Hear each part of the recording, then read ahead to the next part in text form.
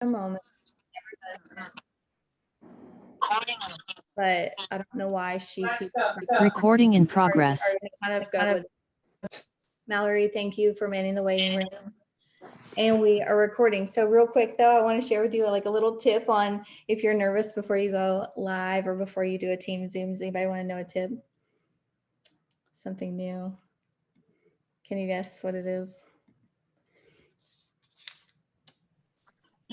Who's got theirs? Who's got their chill? All right. Chill. Yes, you guys. Okay. So we are going to get started. I will try to keep it as short as I can.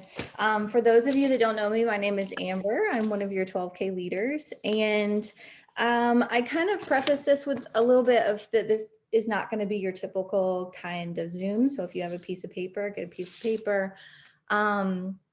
But I want to talk to a girl tonight who feels like she's still waiting on her breakthrough. The girl who's still trying to climb that mountain, who still can't figure it out, who's still waiting for answers, who still feels like she's doing all the things, but like something's not clicking. That's the girl I want to talk to tonight. And so I'm going to share some things with you. Not necessarily like how to enroll people. It's not this type of Zoom, but tonight we're going to talk about my biggest lesson I've learned in these 3 years. And so June 1st, 2018, I said yes to Lavelle, and I clicked that promoter button. And I don't have your typical network marketing story like a lot of you guys have. I don't have that. It took me 17 months to go 4K. I was brand new to network marketing and I had to just kind of figure it out along the way. Thank God for this tribe. And I know that Brielle and I say this all the time. We feel like these spoiled little brats because we feel like we hit the jackpot with this tribe, having this be our first network marketing experience. But for me, my story is those 17 months to 4K. And then in my first 16 months, I signed 0 promoters. And then I sat at 4K for another 16 months. And I maintained, yes, but I had a very slow growing season. What a lot of people would say is a slow growing season. And so I'm here to kind of normalize that and help you if I can to share with you what I learned along the way. And my biggest takeaway, it's not traditional, but I think that this will speak to a lot of hearts tonight. And so we're going to dive into it because I know how you feel. If you're the girl who's been here for months, I know how you feel. If you're the girl who still hasn't had a paycheck and you've been here for months, I know what that feels like. I know what it feels like to not earn free product credit for months and months and months. And I know what it's like to sit in comparison and to wonder what you're doing wrong and why is it not working for you and what is it that you're missing that everybody else seems to have and why not you, right? I struggled with that for a very long time. I struggled with comparison. I struggled with feeling like I never was enough. I felt like I was the queen of comparison when I would see people earning trips and earning their free product credit and paydays on Tuesdays. And I didn't clap for her for a very long time. And I sat in anger and I sat in, what am I doing? Not me. And so, like I said, if I can share with you any tips on how to not sit in that moment, this is what tonight is going to be about. And the reason why I want to talk about this subject tonight is because I did a reel. Okay, let me look at it. Hold on. If you haven't done reels, drop it in the chat, but I want you need to start doing reels. I'm on day 60, Katie. I'm on day 60 of 1 reel a day. And I dropped a reel on Father's Day that has 127,000 views. I'll share the insights with you. 828 people have saved it. 1,059 people have shared it. 238 comments, 5,784 likes. Accounts reached 130,328. And I'm not here to share with you that it's about likes or comments or followers or numbers or anything like that. But compared to everything else that I post, I typically get maybe 1,000 views on my reels right now or something like that. But that one stood out to me. It wasn't funny. It wasn't educational. It was something very heartfelt on Father's Day because I struggle with that day massively. And I'm going to get into that a little bit. But the moral behind the story is that you have to heal from what is holding you back. And you may not realize that there's anything holding you back right now because you're in denial and you're in anger and you don't realize what that is for you because you're sitting there wondering, well, how come her and not me? And you may be holding on to some things. And so I wanted to share that with you tonight because that reel on Father's Day I put up for it was a quote that helped me start healing because I grew up with an absent father and I grew up my parents divorced at a very young age and it was I'm going to save you the ins and outs of it, but it was a very toxic divorce to the point where eventually my mother took me and my brother, we moved out of state and we had to get out of that situation. We had to get out of that small town, Alabama, one red light where everybody knew who you were and everybody knew your daddy and everybody like knew what church you went to, what street you lived on and why you weren't in church on Sunday. And my mother moving us to Virginia was one of the best decisions she ever made for us. Don't get me wrong. But like me growing up with an absent father, I never understood why. I never understood why he didn't want to be in my life. I never understood why he would send envelopes at Christmas with just a check. I never understood why he never checked on me, why he never asked me how I was doing. Why was it just he felt like he could buy my love and I didn't like feel the love? And so as a girl, I feel like it's a little different with females and their dads. I don't know if anybody else feels this, and that's what I'm saying. Like this message may not be for everybody tonight, but this message is for somebody tonight. And there's something about a girl and her daddy when you feel that disconnect and you can't understand why or what's going on. That sat with me for a very, very long time. And I always wondered, like, why me? Like, why doesn't he want to play with me when I was a kid? And why did things go down the way that they did? And why doesn't he check on me? And why don't these envelopes have cards in them that say, hey, Amber, how are you doing? And why is it that he wrote me? I held on to this letter forever. I held on to this letter forever from November 8th, 2007. I never understood why he said that he's not going to be wasting his time on me. And I never understood that from a daughter perspective, how you could have an absent parent. And that pain I carry with me for a very, very long time. And the reason why I want to share that with you tonight is because in 2018, my first year in business, I wasn't in business. I had no idea what I was doing. I had no idea what to do on the team page. We had no units or anything right at that moment. And I'm not giving any excuses or anything, but I was like floundering like a fish. I didn't know what to do. I was brand new, network marketing, figuring out, messy chapter. Basically wasn't in business. I was hiding behind Pinterest quotes and thinking it was going to change somebody's life. My stories were the equivalent of one boomerang of my capsules, and you're lucky if I was going live. Like that was my business in 2018. 2019, second year in business, life smacked me in the face again. And I now had a problem with my then stepfather who decided to walk away, and another toxic divorce, and another person who showed me that they didn't really care about me. And here I was, the girl who was still waiting for answers from the first one. And then the second one, I'm sitting here wondering, why can't I keep a dad? Like, I don't understand what's wrong with me, right? I never felt enough in the beginning, and now another smack in the face. And so for me, and I'm not saying this for like pity me or anything like that. We all have scars. We all have different things that we go through, but we all bleed red. And that is the message for tonight, that my second year in business was me being broken again behind the scenes. Okay. I was still growing in business. I was still enrolling customers. I was still trying to figure out live video. I was still trying to enroll promoters. but my family was broken and things happened that can't be undone.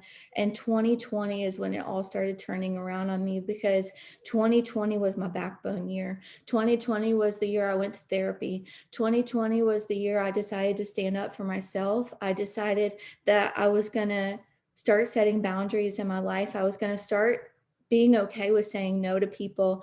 I was going to start letting go of people pleasing and letting go of people that were toxic in my life. Hang on one second. Come here, baby. We're going to have to do this with a 5-year-old, you guys. But 2020 was my year of turning it around. And 2020 was, oh gosh, what's wrong? 2020. Here, turn around, baby. I'm sorry, you guys. Turn around. I'll hold you. Oh, girl, you're getting big.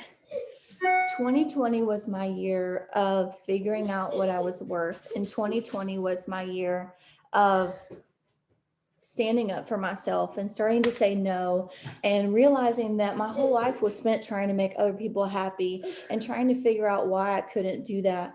And 2020 was my year of figuring out prayer again. And there were moments where I had to kind of have that moment to say, hey, God, like, I know I haven't tried to talk to you in a while, and I don't really know how to do this, but I'm tired of feeling alone, and I'm tired of having to figure this out on my own. And maybe I can't do it all myself. And maybe I do need some help. And maybe I do need to figure out how to let go of toxic people. And maybe I do need to stand tall. And maybe I do all these things, right? All these things. And those are the moments that you don't realize. And the reason why I wanted to talk about this tonight is you don't realize you're bringing that emotion. You don't just have emotions, you do emotions.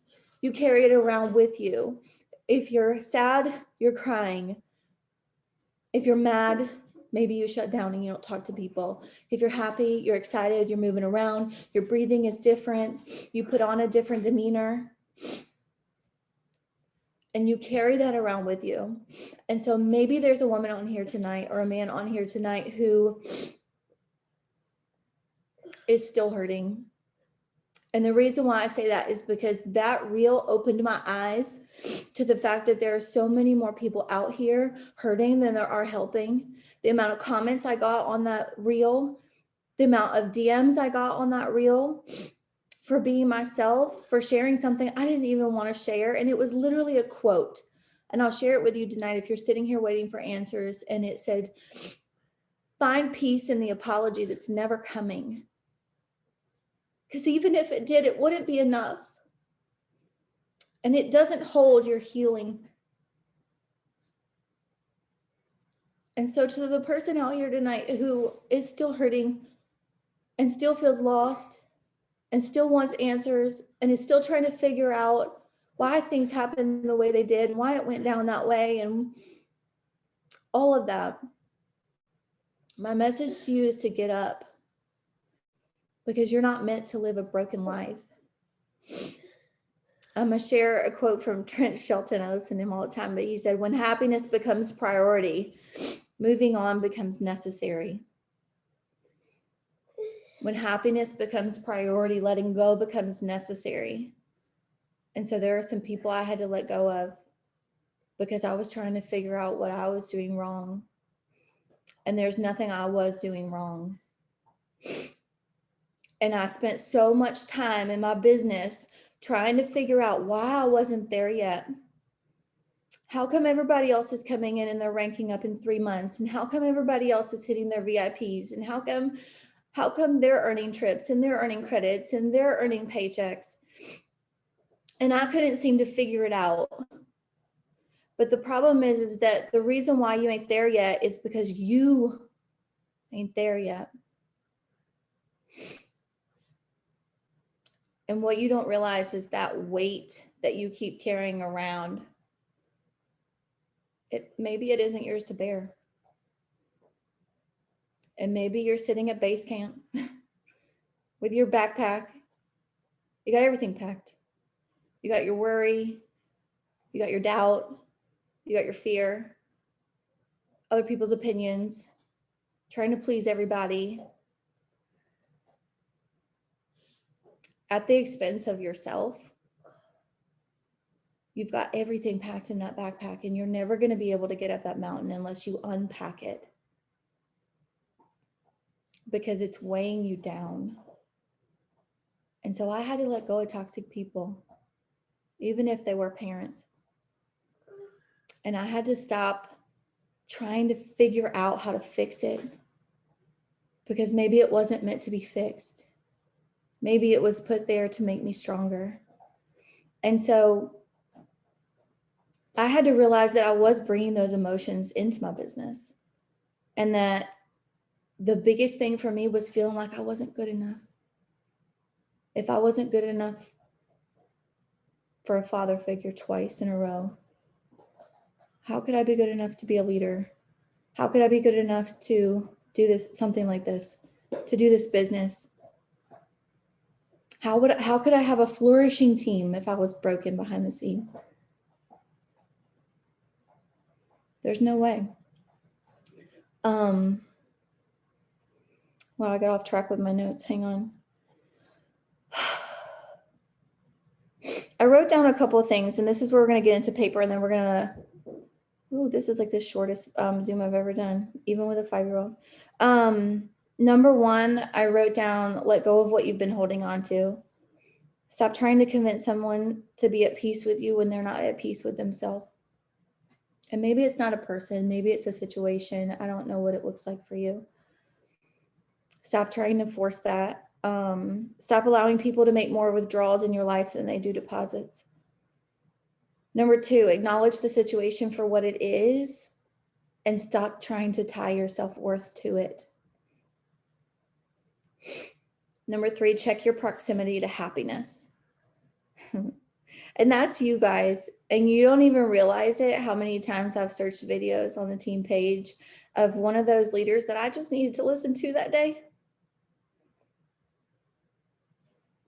Because maybe I needed to be a little closer to God today. So check your proximity to happiness. Check your Zooms that you're hopping on, or the ones that you're avoiding. Maybe you're avoiding your business and your avoidance strategy is the dishes. I don't know.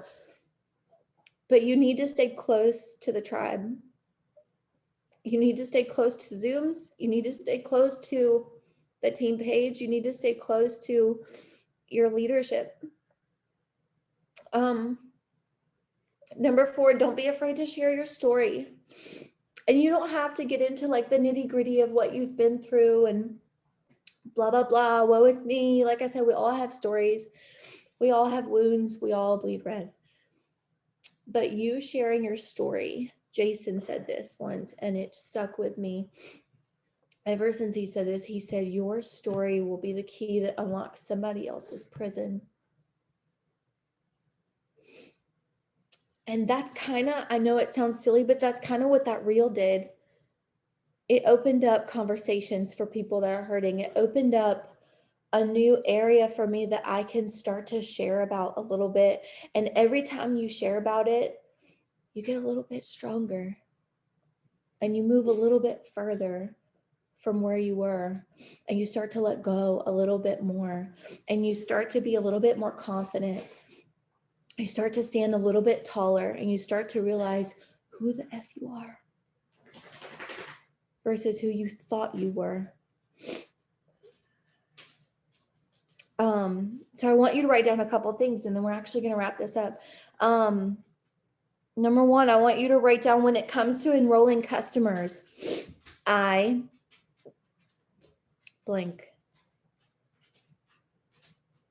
And I want you to pay attention to the very first thing that pops into your head, not the thing that you think you should write down, not the thing that you think sounds pretty, not the thing that you think that we would want to hear.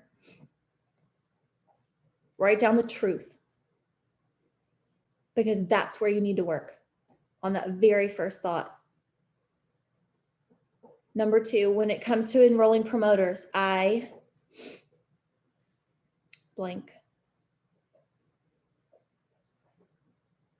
This is where you have to be very honest with yourself. Number 3, when it comes to leading my team, I struggle with as being a leader for a very long time. I'm a nurse. I never wanted to be the charge nurse. I always kind of joked about it. I said, don't make me in charge, the ship's gonna sink. I didn't want the responsibility. I didn't trust myself. How's somebody else going to trust you if you can't trust yourself? That's something I had to grow through.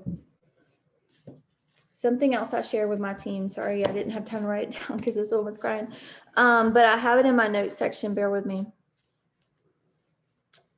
That we did on Zoom. What was it? Maybe a week ago or so. Last 3 things. This is your homework for tonight. I have been through blank.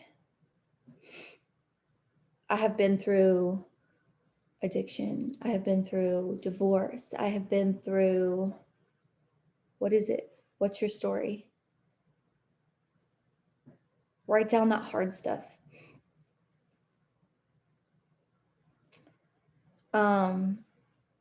The next one's a little bit lighter, I promise. It says, I am good at blank.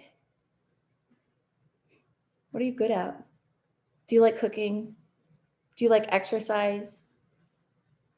Are you really strong in your faith? And that's something that you can share with somebody to help them. What are you good at? I am good at blank. And the last one is, I can offer hope to blank. The first one, Megan, was, I have been through. What have you been through? And so that last one is, who can you offer hope to? I can offer hope to blank. I can offer hope to the mom who's tired. I can offer hope to the mom who's been through addiction, the girl who feels like she's not enough. I can offer hope to the mom who wants to come home to her babies. Who can you offer hope to? I heard from Jessie Lee. I know everybody probably listens to her, but one thing that she says is, or she said it once and it stuck with me. It's funny how these things like stick with you once, but she said, find what breaks your heart and serve that community. And so when we show up for our business, we're on stories, maybe we're face-to-face on our stories, maybe we're going live, maybe we're posting. Instead of trying to post to the world, try to post to the person that you can offer hope to. And stop feeling like everybody has to understand your message. That's the beautiful part of finding your niche, of finding who is going to be able to receive that message and connect with you on that level. That's where you're going to find your people. That's where you're going to find your enrollments. That's where you're going to find your team. And that's where you're going to find yourself. And that's all I really had for you guys tonight, is my biggest lesson in this business the last 3 years. Yes, I may have had a slow growing season, but I had a lot of work to do behind the scenes because I never felt like I was enough. Ever. And how could I have ever had a flourishing business if I never felt like I was enough? How could I be a leader? How could I help somebody else if I couldn't help myself? And so I hope this spoke to you tonight, and I'm going to hand this over to somebody who can. I want to close this out with a little prayer. A prayer tonight for the girl who's hurting. A prayer to the night to the girl who feels like maybe she's not enough, or maybe she hasn't figured it out yet, or maybe she's still waiting for answers or closure, that you have to go out and create your own closure. Okay, hi. So she asked me to do a group prayer, and I'm like, oh, I've never done this before. I guess we're just going to wing this, and I'm going to pretend like I'm in my car praying over my team, because that's what I do all the time. And that's the most beautiful part about talking with Jesus, is it's not sitting on your knees and being elegant. It's when your eyes are puffy, when you're crying, when you're in the shower, when you're driving, and my heart's beating because I'm nervous to do this. This isn't my thing. But I'm going to ask all of you to close your eyes, and I just want to pray over you right now. Scripture tells us that when two or three are gathered in his name, that he is there. And I want you to feel that he is there when two or three are gathered in his name. And I just want to pray tonight over so many of you. So many of you are struggling with confidence. You're struggling with the time frame. You're struggling with why you're not there. You're struggling with things behind the scenes that you're embarrassed to talk about. You're struggling with things that God's like, baby, you were supposed to heal from that last year back in 2020, and you're still carrying that weight. And I pray over just so many families that God is going to perform miracles in your marriage. He's going to perform miracles and saturate your finances. He's going to saturate everything connected to you when you start surrendering it to him, when you start surrendering that anxiety and that depression and that fear and that doubt. That my business, if you were to be like, Katie, what's the number one thing that changed your business? It's when I started talking to God.